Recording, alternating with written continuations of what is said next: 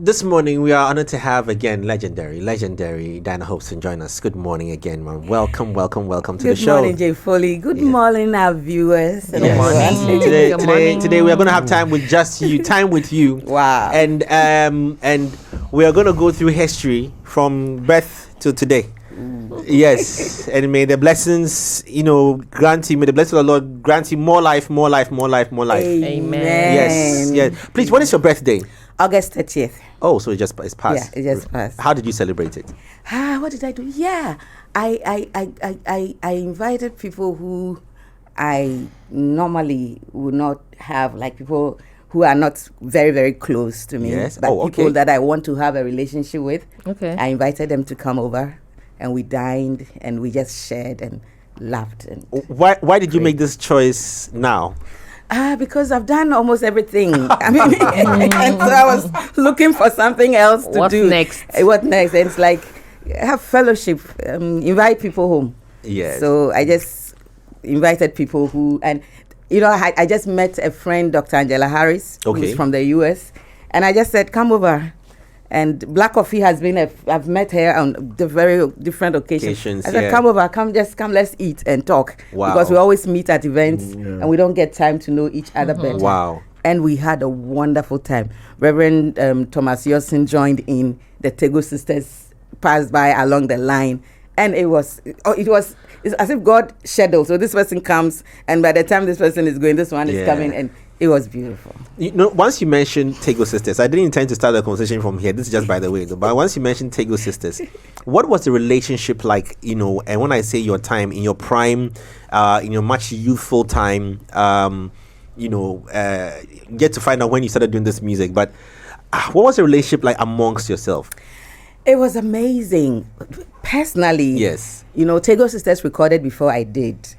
Mariganza, Daughters. Mariganza. And at that time, I was in a kind of a fix. Was Amy Newman there? Yes, Amy Newman was there too. Yes. Amy Newman was supposed to, the producer who produced my hit album, Christian Music Shop. Amy Newman was the next to go to the studio.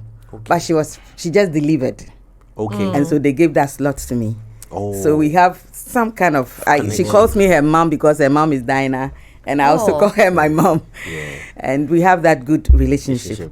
So in those days, I was in a fix when wondering whether as a woman, I could be the kind of musician that I wanted to be, because at 18, the Lord has told me that I would be a musician.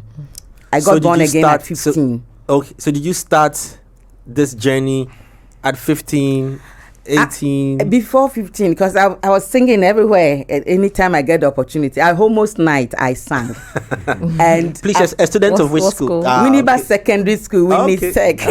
Okay. All Wosa students, shout outs to you. Those of you who have joined, I'm saying hello. Okay. So Winnisec was the place, and at almost night I sang, and from that time, if I pass by the seniors block, they will call me, pull me to sing again. Please, were you singing gospel? Were you singing R&B? Before I got born again at 15, I was singing everything. Everything. I mean, my father loved music, and he had a big gramophone in the house. So we had selections from Bob Marley, from Onyina, Kobna Kai. I mean, selections of good music, and I love to listen. Our weekends, they stayed home. That's one thing I enjoyed in those days. Our weekends, parents are home. You will have proper breakfast, because the weekdays, sometimes they're even gone before you ever Saturday morning, and then Sunday morning, you hear all these hymns and everything going on. That was the kind of, childhood I had. Homes have changed over the years. So they would play a lot of music at the weekends, and I loved them. Yeah. You mentioned that you got born again at 15, right? So just, I want you to do a breakdown for us at the point where you decided to get born again, stop doing other songs and just get to doing gospel music. And at which point on this journey were you also told that you'd become a musician? Okay, so I loved music.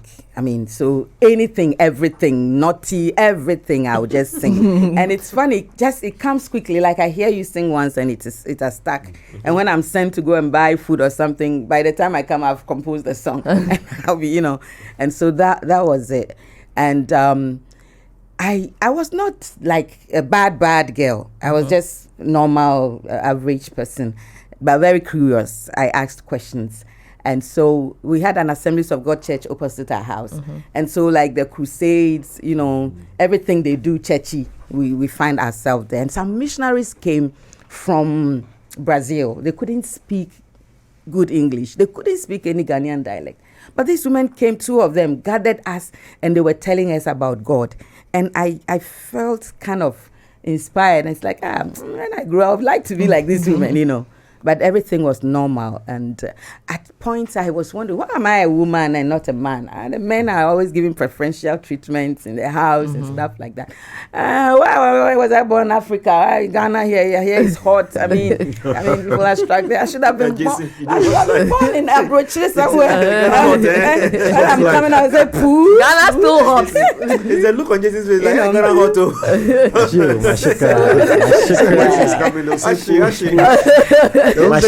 Yes.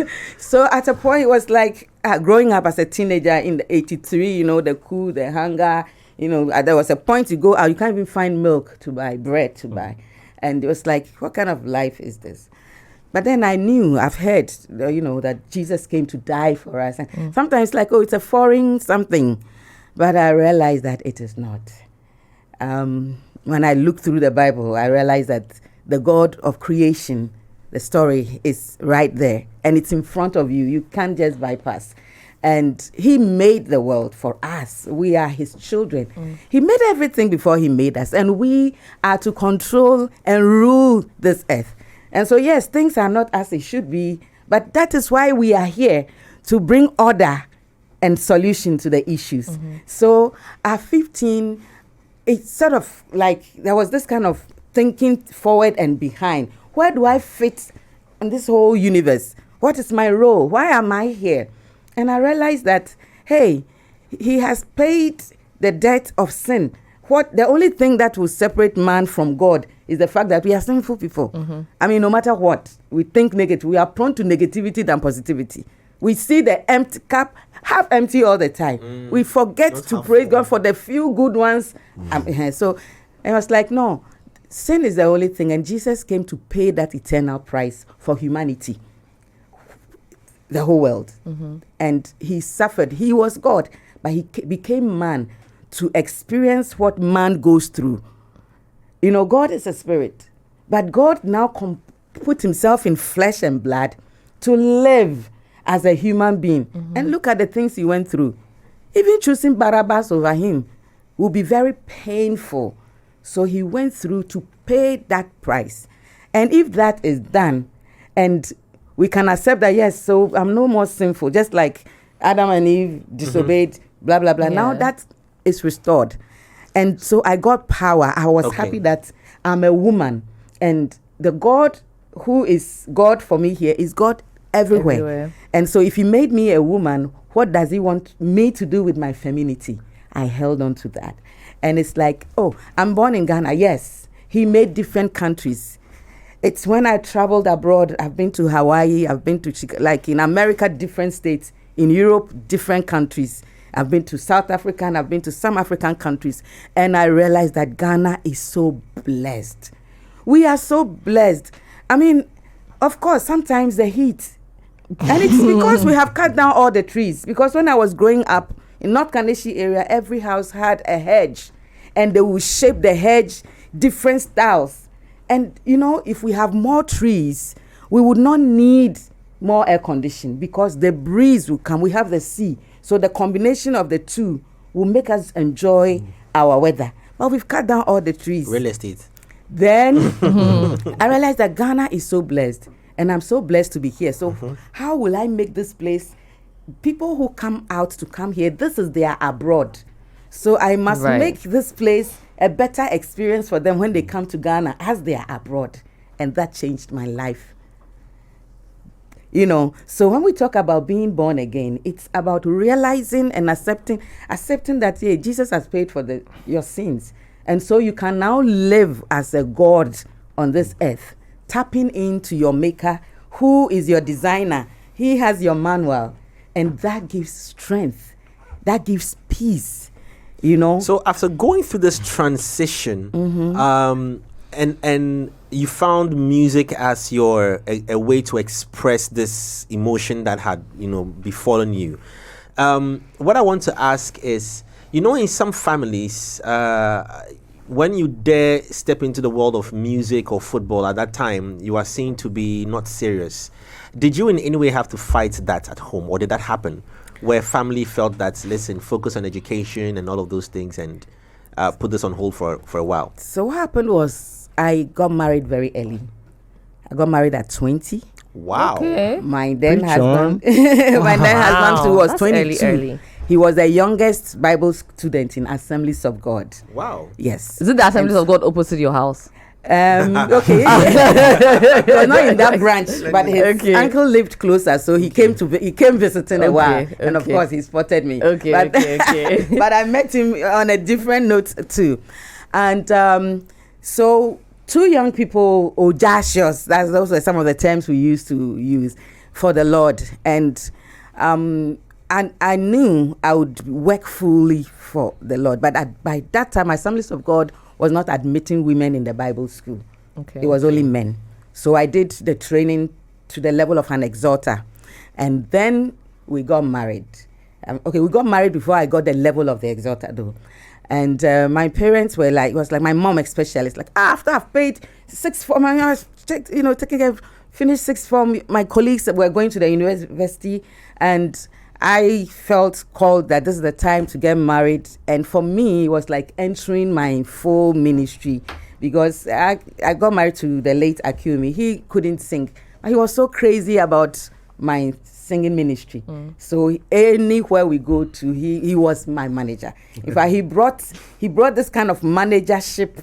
He gave value to managership structure in Ghana, because he will make the way and make sure that wherever we go to, I sing, whether I'm ready or not. Right. Anywhere he will preach, I will sing. And am I deviating from your question? No, at all. That's it. So that was what happened. And he took it so much to the extreme. Unfortunately, he had mental health issues. At that time, the knowledge was not there like today. Right. So we couldn't we couldn't understand him. I was confused many times. So that marriage lasted for 7 years. But in our second year of marriage, we recorded the hit album. Like I told you, Christian music came in. We did the first album in 1991.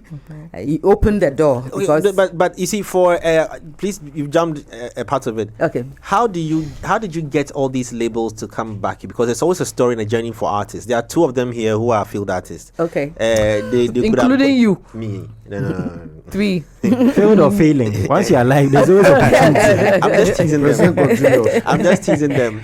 There's always the challenge of how to get a record label, deal. How did that conversation come in for you? Okay, so when we did the first album, once you do an album and you want to release it, it's commercial, you need to have a label, because it's the label that's like the company that can sell. So that made us register our first company, Samuel and Diana, S&D Productions. Okay. So the record label recorded everything. We did the duplications. In fact, at that time, Faisal had just started, from ice cream. He had just bought his first machine for duplication. So my album was the first he did, and we became very good friends. Yeah, Helwani. Okay. No, not Faisal. Oh. The TV3 man. Okay. No, Metro. Yeah, the name will come. Talal Fatal. Sorry, I mean it's not Faisal. Talal. Yeah, Talal Fatal. So his popular song was darling, forgive us. Yeah. So we became. I just be like, yo, That was a banger. Hey, tell her where are you? every day.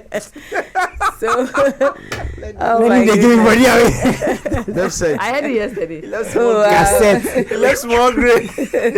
Anyway, okay. So Kala did the duplication. He was now getting into media, and so we registered the company. But we just landed in the industry without knowledge or anything. We realized that this is capital intensive. We don't have all that money.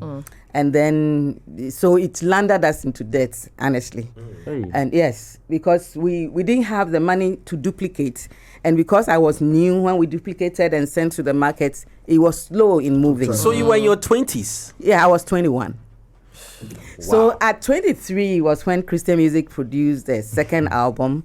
So no financial strain. Oh my God, in those days I used to go and stand where La Palm Beach Hotel is now. Yes. It was just a bear.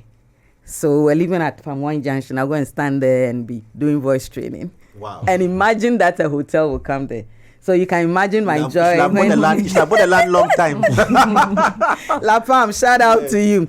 Anyways, so then the second one, we got a distribution company. That was Christian Music Shop. They were at Kokomlemle. In fact, if you need any kind of gospel, from foreign gospel to local gospel, everything, they were doing the distribution. And then, of course, they were into production. So they will pick the gospel artists like Emmy Newman and others. They will pay for the studio. You do the recording, and they will market it. They will distribute it. So we planned for the concert to launch it. And of course, Mary Gansa was like my mentor, let me say, because her songs brought me fame, Crampo. I start singing her songs, and the church is like, we are rehearsing her songs, and people from outside will come watching. So I really give her that respect. I visited her before I did my first album. So that was the label. And then my husband was like the manager. So he talks about money, everything. Mine was just to prepare myself, rehearse, and where are we going next? I'll just get the line up. And he made sure I felt like a star, in quotes. Like he made sure he loves good things. So I had someone working on my costume. The oldest who know, there was this Queen Bee boutique. They were handling my costume and other stuff. So we brought some kind of a little bit seriousness to the industry. Yes, yeah. And for interviews, I granted a lot of them. Yeah. Because you mentioned that you brought a certain level of seriousness into the game, right? Would you say that gospel music is also business, right? Because you said he was managing you, talking about the money aspect and all of that. Would you refer to it as a business, a means of making money, or would you refer to it as ministry? Now, we in our circles, we use this terminology, mindustry. Okay. So it's ministry, but even the Bible is sold. Why? Because you invest money to fix the thing. That's copyright. So let me come to copyright. In fact, ideas are not copyrighted until you fix the thing into a shape that people can see, feel, and play it. Then you own it. And now when you own something and you want to give it to someone, it is something of value. So the person definitely needs to give something in exchange, at least to cover the cost. So yes, it is ministry, but money is put in. Even when we go to church, we give an offering. And we give the offering so that we will also be given, because God has made us like channels. If God give you the money and you don't spend it, you won't get more. I want you to mark it from now. When God gives you money, ask him, what do you want this to be used for? But be ready, because the kind of things he will tell you, but if you obey, you see that the moment it's gone, the next batch comes. And that's how it works in the whole world. So would you say that you made a very successful career, and on quote, career successful here means financially successful career out of music? My destiny, my entire world turned 360 degrees. Wow. In 1993. Wow. Look, like I told you, he was 22, I was 20. young people. In fact, we had to go and live in Matechru, now Airport Hills. Okay. There was no light, there was no electricity, there was no pipe. But our church had started meeting there.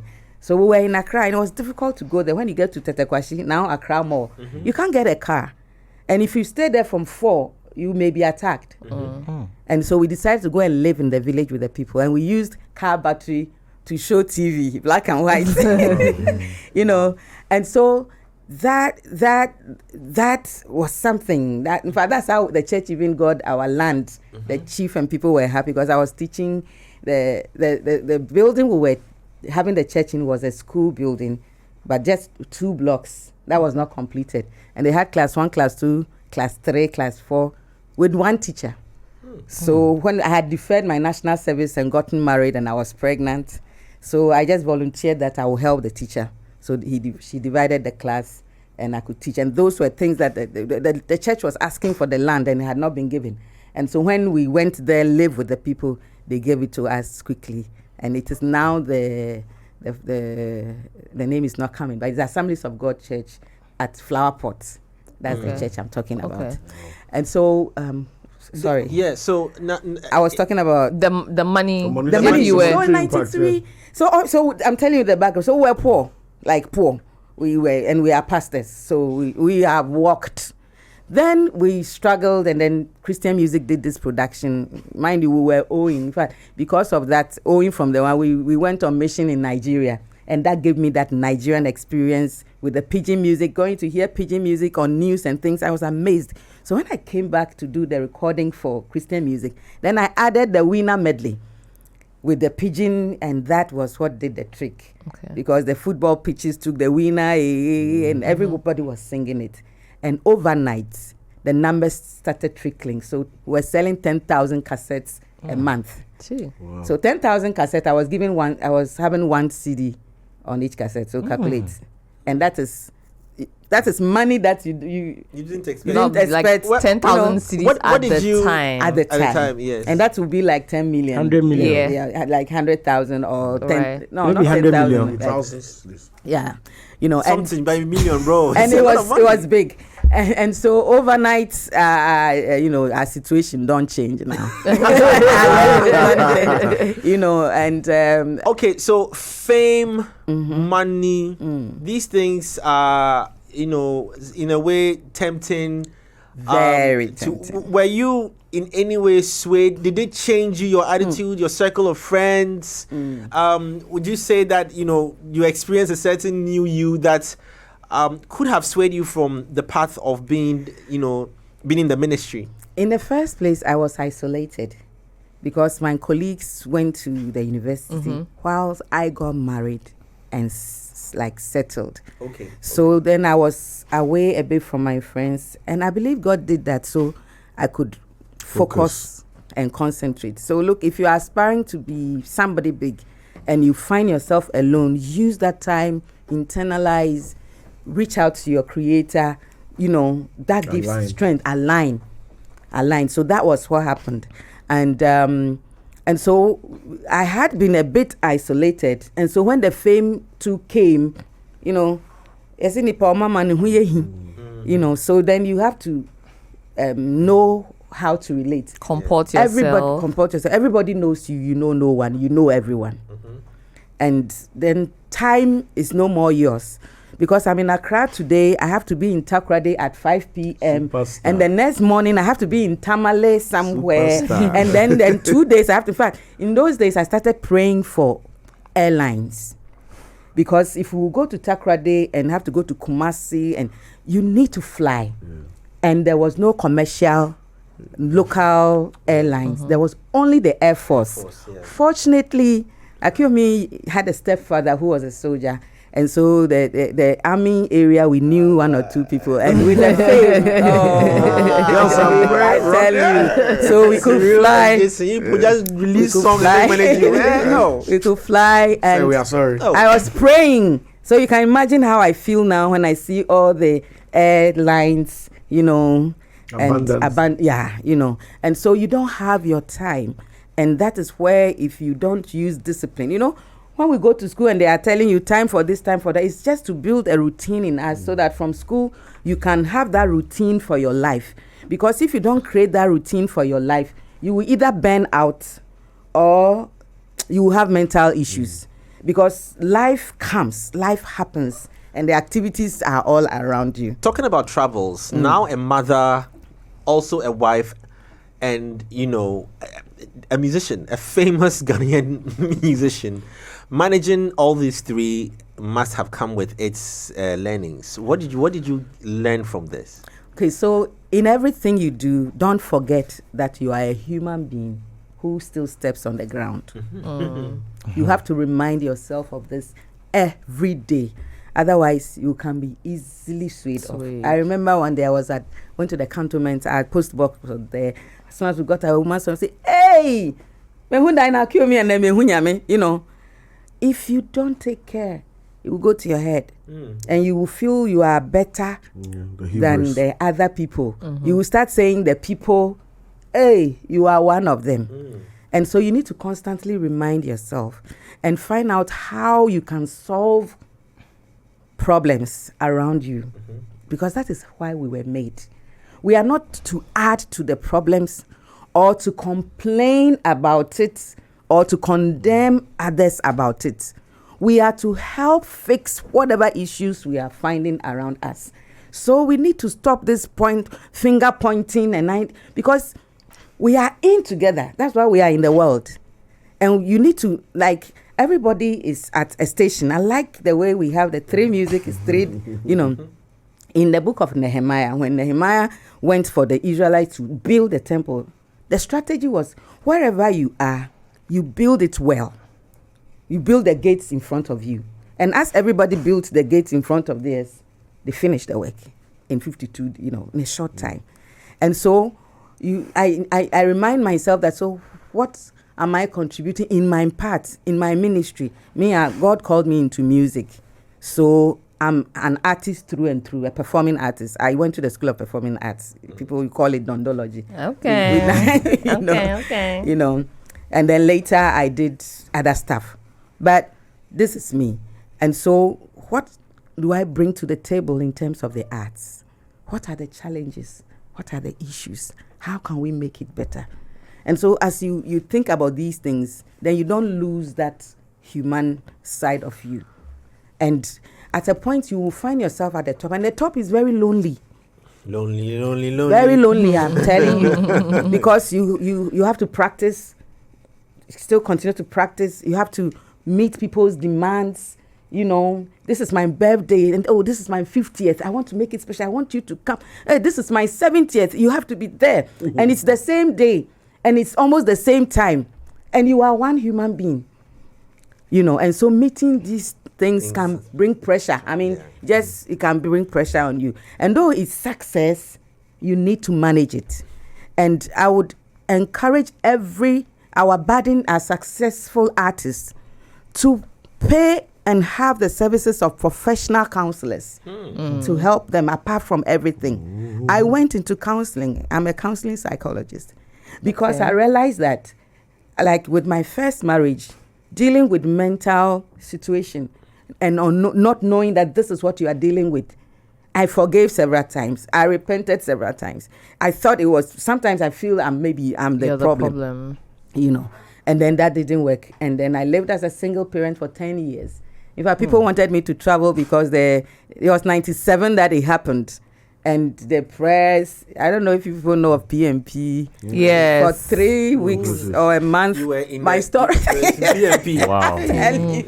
Just PMP? Never.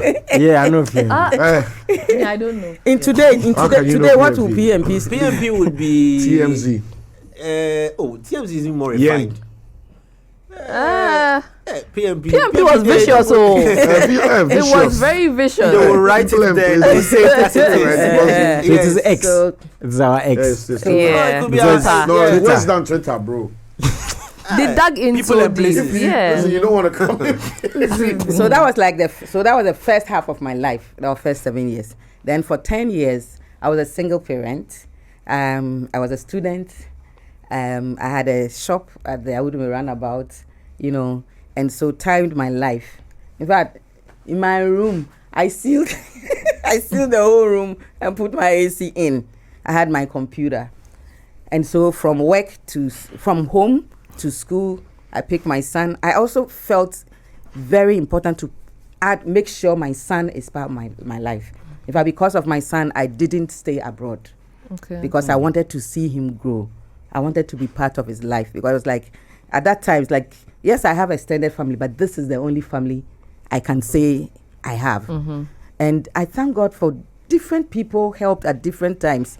If I say I'll mention names, I won't finish. But all those people who supported me in that 10 lonely years, I say God richly bless you. And I still stayed with Musica. That was what I was going to ask, at what point did Musica come in? So when I did my first album, I registered with Musica because I knew that this is my life. And so I wanted to belong to the Professional Association.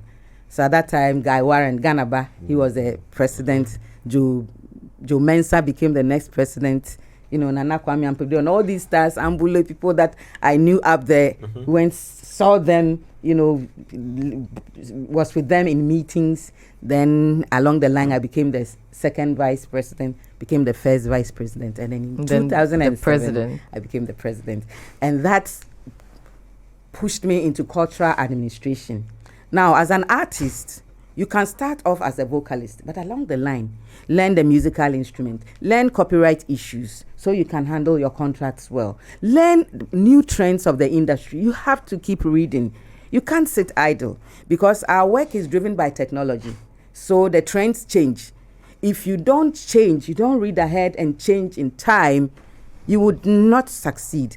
And unfortunately for us, the businessmen in our industry, most of them, please forgive me, I have to say the truth, were semi-literates and few who, they knew the value of profit.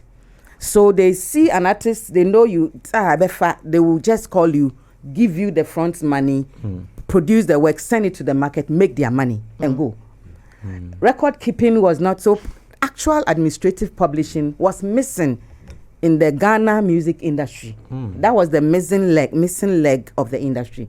And so there were no proper sustainable plans. Yeah, and detailed this album, this, and keep them. No, they have just one notebook. Diana the 50 about the Kojo to 40 about way, then they do the writing in a notebook, and the copyright office is there to do the records of the album.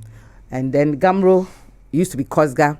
Yeah. That would be another conversation for another day. So our industry lacked people with that full plan to make that work for artists. And I don't blame them because in our culture, musicians, they live in the palace and the kings, the chiefs take care of them. We bring joy to the society. We are owned by everybody. And so being a full-time, it was something that... That's an alien idea, yeah. That is it. So even the few who put their money in, it's because they knew the power and the money that comes out, and they kept it secret.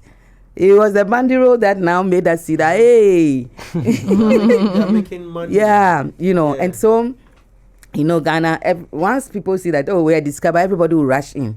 So the few in were very discreet in order not to overspoil it.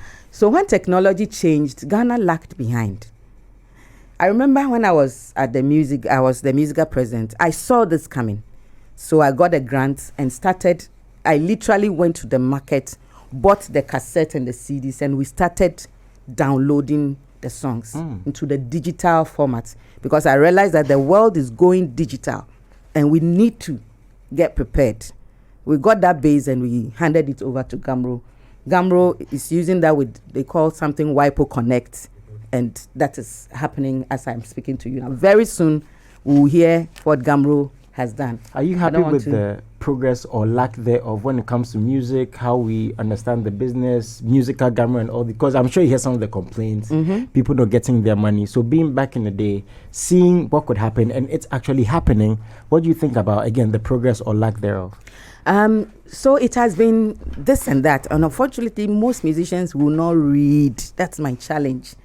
we will not read. And because we are respected, when we speak, people goes far. Yes, and so along the lines, and of course our ego and stuff too, there has been a lot of bickering. So in the association, in the CMO, people still don't even know the difference between the Copyright Office, Musica, and Gamro, as I'm speaking to you now. But these are 3 different organizations, and they all have their work to do. And so when there's no proper knowledge and it is mixed up, then there's confusion. And as of now, that thing is still causing issues, because some people went to court over things that are not necessary. I don't want to even bring this whole Gamro, but so let's go back. But I just want to ask something around it. Why do you think that we haven't been able to strengthen our royalty system in this country? So that is this data thing that I talked about. And so looking into it, I stepped in with GH Music Publishing. For you to have your royalty and have it all round, you need to first make sure that your work is well registered. The splits have been done correctly. The year and every detail. You should have that. You have that. You do part at the Copyright Office. Part goes to Gamro. And then if, as a publisher in your country, you get sub-publishers in different territories. And these sub-publishers take your catalog and you also take theirs. So they look out for your work in their territory. So at the end of the day, at every quarter or every 6 months, they will send you returns. Then you also have to send theirs. In Ghana, up till now, we are yet to start paying royalties for foreign film publishers. Yeah, I represent Share Music now downtown. I represent them here in Ghana. So that is the challenge. And the data, now by God's grace, Gamro has picked up, and we have I would say we are 89-90% there. Very soon, Gamro will outdoor the digital platform, and I'm happy to live to see this, because it has not been easy. So you were also a victim to not earning royalties from your own music from time immemorial. Yeah. So when it was COSGA, it was music, books, everything together as a society. And I remember Faisal Hewani, may his soul rest in peace. At a point he was saying, the Copyright Office was a government institution. At that time we have Madame Betty Mold Idris, Honorable, she was the head. And you go to the Copyright Office and there are air conditions, and it's like, hey, they are using the musicians' money to run the Copyright Office. The issue is that our records needed to be kept in good temperature and stuff like that. But the ordinary musician didn't understand. And there were few people too that had interest, So sometimes when it happens like that, then there's a little bit. So musicians stood up and said, no, we don't want to be part of, we should separate. And the way we did it was a bit chaotic. So then when it happens like that, then things are murky. Records were, the way the split came was not fluid, And so then I remember at a point as Musica president, I was made the chair to see to the transitioning of the COSGA having 3 different societies. And at that time, I realized that the records, we really had to now do the records again. There were a lot of ghost names and stuff like that, some repetitions and stuff. And the film industry too had just picked up. So they also had their ASOC. Then we had Copy Ghana. And so, yes, there has been laxes, and it's all because things, and then, the capital to build a collective management organization too was not there. In other countries, when you start collective management, we call them CMOs. When you start it, for the first 3-4 years, you don't distribute. You use the money that comes to build your capital. Ghanaian musicians will not hear that. They want their royalties, rain or shine. So there was no capital to build infrastructure for Gamro. And the same musicians were complaining and arguing. It has not been easy. But I thank God that changes is Abba. there. Yeah. It's there. Our time is really fast spent, but we underestimated this conversation now. But I know it's been almost an hour chat here. But let's ask this: if you hadn't done music, where would you? What other interests? I wanted to be a secretary, actually. Okay. And then, of course, when I went into music at a point, I wanted to go into law. In fact, I bought the law book, started reading, got admission, but didn't turn out the first day because I realized that in law, green can be white. Black can be blue. Yes. And with the truth I have in me, I'm not saying that the lawyers, no, we still need lawyers. Yes. But I realized that my kind of, my radicalism. If you were asked to defend a thief, you prefer you rather throw him behind bars. Yes, so I decided to stay in this. But intellectual property law, I did study that a bit. And yes, so I would always be a musician. The video we played before we started the conversation was you and Ochame Kwame. Mm-hmm. Now, in today's world of gospel music, there's a conversation around secular artists, doing collaborations with gospel artists. But here lies a case that Ochame Kwame, be it a legend, is a secular artist. High life, hip hop music. But you find that ease to be able to do the collaboration. We also heard in certain corners or quarters that when gospel artists cross over and do such collaborations, they are hated, they are cut off, the people come at them and stuff like that. What gives you the confidence to be able to bridge this gap so easily? I would say, you see, everything one does should have a purpose. Mm-hmm. And what you are doing calls for. So, for instance, I know Ochame. He was one of the guys I was pushing to become musical president after me. Okay. So one, you should know the person and know what the person stands for, in quote. Two, what project was I doing?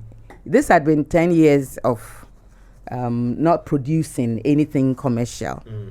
And so it was a Asida remix because we picked it from Mo, Adiawaya Mami. Yeah. It was that we built on to do that. And this was in 2016. The release came out. So 2014, at that time, rap had come to stay. And so I wanted to bring a little bit of rap. But the few gospel young rap musicians were now coming up, and I didn't really have that. It was after, after I did with Ochame that now I got a lot of rap children. Mm-hmm. I would have used any of them. Uh-huh. So that was what happened. And Ochame's willingness, like I said, I'm releasing an album. I need a rap. I said, oh, Diana, send it. I'll do something. That was how it happened. And he was just on it. As soon as he heard the song, we got to the studio. At the studio, he was listening. He was writing. And he just stood there, pa. He did it. So when you are working on a project and you need people to work with, you look at the talent and everything, so you not overspend and stuff like the outcome. Yeah. And so yes, I did with it. Of course, I got a few questions like you're asking. Every interview when that video is showed, this question will be asked. Will be asked. I'm sure then you're prepared for it. I know we just have a few minutes to wrap up, but so. Here you are now after many years of doing this, over and over again. Is there a stopping point? Is there a relaxation? This is a comeback? I just want to understand what mindset you are in now. So now, Africa is the focus. Okay. And there's a sound of praise rising from Ghana to the rest of the world.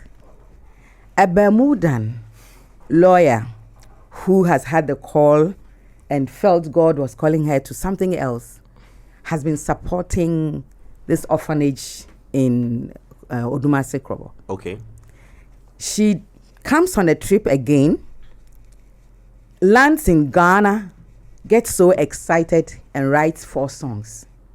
And one of the songs says, I am in Ghana and Ghana is in me. Mm-hmm. So I met JP Sam through the AO. I do a lot of different things. Mm-hmm. So I met her through hospitality. And she tells me that she has written this song. Like when she landed at the airport, this song landed in her spirit. And so the team she came with, they all started singing it. And after we related a bit, she said, no, I want you to do that song.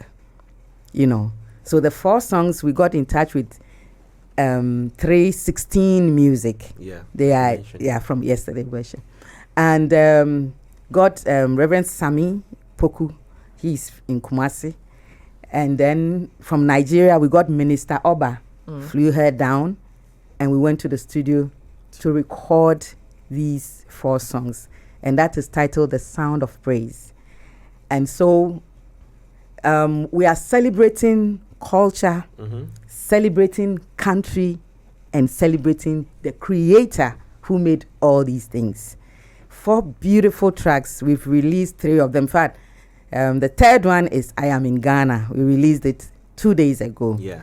And Ghana is, so when I say I am in Ghana, respond, and Ghana is in me. I am in Ghana. Ghana. Lenny, want to hear you say that? I am in Ghana. And Ghana is in me. You know, You should know the Ghana. Let me know the Ghana. For the past 5 years. I can't even just see the And that is what we need to do at this time Yes. of the, I'll say this generation, at this time that the whole world is looking into Africa. Yeah. What do we have to offer? As a Ghanaian woman in the media, I admire your role. Thank your you. voice shouldn't stay in Ghana. The rest of Africa needs to hear your word, your voice, and the whole continent. And how will they hear it? It is when you come out with what we have here as Ghana. They are seeing all this accent and things. They are the real accent. So who are you competing with if you try to be somebody else but yourself? Yes, true. I'm proud. I'm so proud to be African. And when I travel, I intentionally go with Ghanaian dresses and things. Sometimes I will just go to Nigeria. Sometimes I will just go typical. I intentionally will wear my cloth, and because that is new to them. And that is where you get the stares. Everybody wants to speak because that is new. Yes. Something new they have not seen. On the international platform, you are going with the flag of Ghana to show what Ghana has that the world do not have. And so this is the time that we really come out as Ghanaians to show what we have. Yeah. And we have so many beautiful things. Our rivers. Look at our markets. You know, our markets are unique. We just need to make it hygienic. That's how we say. And please, market women, stop saying zoom down on phone. We need to stop and make sure we use the bin and stuff like that. And we are so friendly. Like you get to the country, no, it's hot. In fact, I tell my friends out there, don't come, you know, there are some months. But from June, July, September, October, November. Don't worry.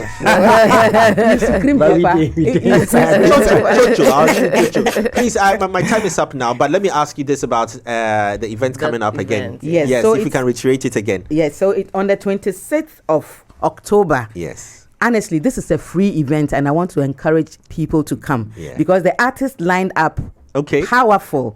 Of course, myself, I'll be there. Yes. Kofi Owusu Prepara will be there. Minister Oba from Nigeria. Sami Obimpoku from Ghana.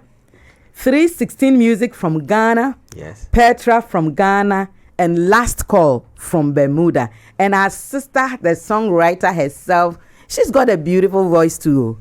But she gets the song and she feels, no, this person should do it. She is Janita Beck. I just love her. She's my sister from another mother.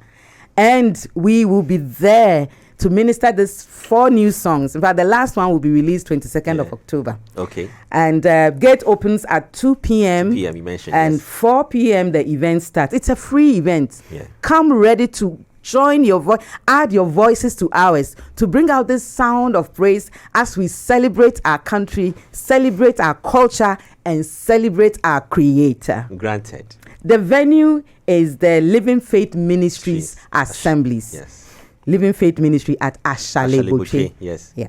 You mentioned that. Well, Lenny, our time is up. Yes. So just one question before we go, right? Now people do a lot of medleys and music renditions and stuff like that without exactly giving credit to the originator of the song or the creator of the song, and some way somehow the originator or the creator is being lost in this music transitioning and becoming more modern, right? Being that you started from that time and now where you created your own music and all of that, what's your take on it? So songs, as an artist, yes, you can write your own songs, but there are some songs that, though you may not be the writer, it comes to you in a way that when you interpret it, like when you sing it, people really get the vibe. And so not everybody would write or record their own songs. That's a fact. And that is why copyright is there. It's important to recognize the owners. Even if you heard the record and it is not that person's own composition, it is good to mention that, it is this person's, my rendition of what this person recorded in such a year. It's beautiful when that is done. So it is always good to acknowledge the owners. Yeah. And it's a law. If you don't, you can be arrested for that. Yeah. If you plan on doing that, you just Auntie Nana, thank you so very much for joining us again here. We know our time is up fast spent, but it's been worth the conversations and the learnings have been so much.